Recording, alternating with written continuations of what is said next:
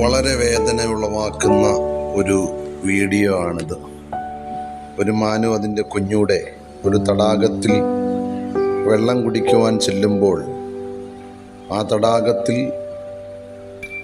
മാനിനെ വേട്ടയാടാനിരിക്കുന്ന വലിയൊരു മുതല ആ തള്ളയനെ ആഹാരമാക്കുമ്പോൾ അത് വെള്ളത്തിലേക്ക് മുങ്ങിത്താഴുമ്പോൾ തൻ്റെ കുഞ്ഞിനെ നോക്കി കണ്ണുനീരോടെ മുങ്ങിത്താഴുമ്പോൾ കരയിൽ നിസ്സഹായമായി നോക്കി നിൽക്കുന്ന മാൻകുട്ടി തൻ്റെ അമ്മയുടെ നഷ്ടപ്പെടൽ, തന്നെ സംരക്ഷിക്കേണ്ട, ശത്രുക്കളിൽ നിന്ന് രക്ഷിക്കേണ്ട സ്വന്തം മാതാവ് നഷ്ടപ്പെട്ടു കഴിഞ്ഞപ്പോൾ, സംരക്ഷണമില്ലാതായി മാറിയപ്പോൾ കാട്ടിലുള്ള ഓരോ ചെറിയ ജീവികളും തന്നെ ആക്രമിക്കാൻ ഓടിയെടുക്കുകയാണ്. സ്നേഹിതരെ, നമ്മെ സംരക്ഷിക്കേണ്ടവരും ചേർത്ത് പിടിക്കുന്നവരുമൊക്കെ നമ്മിൽ നിന്ന് അകന്നു മാറുമ്പോൾ, നഷ്ടപ്പെടുമ്പോൾ ചുറ്റുമുള്ളവർ നമ്മെ വേദനിപ്പിക്കുവാൻ, നമ്മെ തകർക്കുവാൻ, നമ്മെ ഉപദ്രവിക്കുവാൻ അടുത്തു വരുമ്പോൾ നമുക്ക് ചില ദൈവിക സഹായം, ദൈവം ചിലരെ അതിനുവേണ്ടി എഴുന്നേൽപ്പിക്കും. ഇവിടെ ആ മാൻകുട്ടി ഓടി രക്ഷപ്പെടാൻ പോകുമ്പോൾ ഇതാ അതേ തടാകത്തിൻ്റെ മറുകരയിൽ നിന്നുകൊണ്ട് വെള്ളം കുടിക്കുന്ന ഒരു സിംഹത്തിൻ്റെ കാലുകളുടെ ഇടയിൽ സംരക്ഷണത്തിന് വേണ്ടി അടുക്കുമ്പോൾ സ്വന്തം കുഞ്ഞിനെ ചേർത്ത് പിടിക്കുന്നത് പോലെ ആ സിംഹം അവിടേക്ക് പാഞ്ഞടുത്തു വന്ന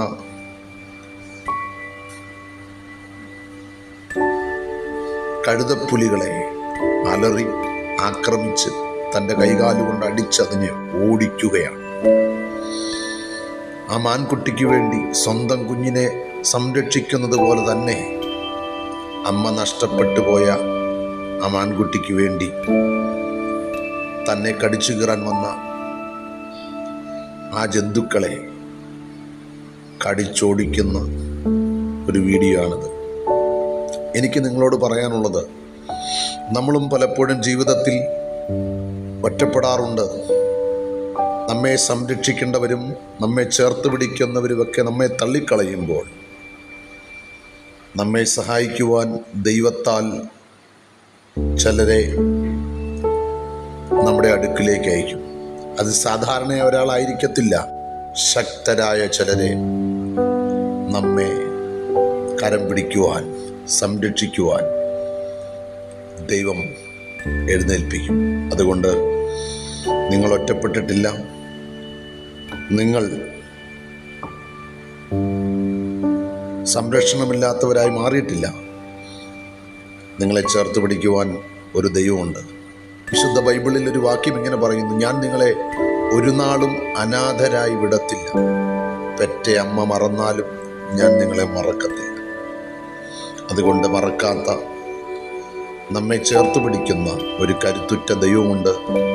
ആ ദൈവത്തോട് നിങ്ങൾ ചേർന്നിരിക്കുക, ആ ദൈവത്തോട് കൂടെ നടക്കുക, ആ ദൈവത്തോട് ചേർന്നിരിക്കുക. 23-ാം സങ്കീർത്തനത്തിൽ ദാവീദ് പറയുന്നുണ്ട്: യഹോവ എൻ്റെ ഇടയനാകുന്നു, എനിക്ക് മുട്ടുണ്ടാകുകയില്ല. പച്ചയായ പുൽപ്പുറങ്ങളിൽ അവനെ കിടത്തുന്നു, സ്വസ്ഥതയുള്ള വെള്ളത്തിൻ്റെ അരികത്തേക്ക് നടത്തുന്നു. അതുകൊണ്ട് ദൈവം നമ്മോട് കൂടെയുണ്ട്. ഭയപ്പെടേണ്ട. ഇനിയും ചില ശക്തന്മാർ നമ്മെ ആക്രമിക്കാൻ വന്നാലും ദൈവം നമ്മോട് കൂടെ ഉണ്ടെങ്കിൽ പേടിക്കേണ്ട, ഭയപ്പെടേണ്ട. അവനെപ്പോഴും നമ്മുടെ പിറകെ തന്നെയുണ്ട്.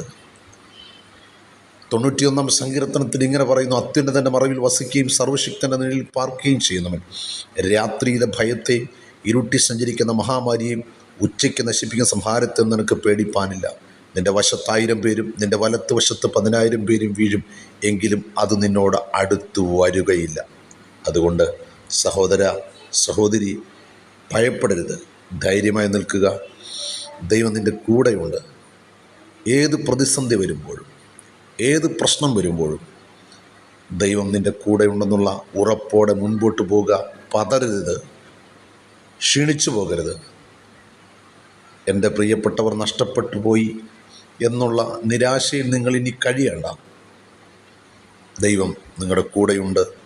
എപ്പോഴും അവൻ നിങ്ങളെ നടത്തും. അവൻ നിങ്ങളുടെ കൂടെ നടക്കുന്ന ഒരു സ്നേഹവാനായ ദൈവമാണ്. അതുകൊണ്ട് യേശുവേ, അങ്ങ് എൻ്റെ കൂടെ നിൽക്കണമേ. എൻ്റെ കൂടെ നിൽക്കുവാൻ, ചിലരെ എന്നോടൊപ്പം ചേർത്ത് തരുവാൻ നീ ശക്തനെന്ന് ഞാൻ വിശ്വസിക്കുകയാണ്.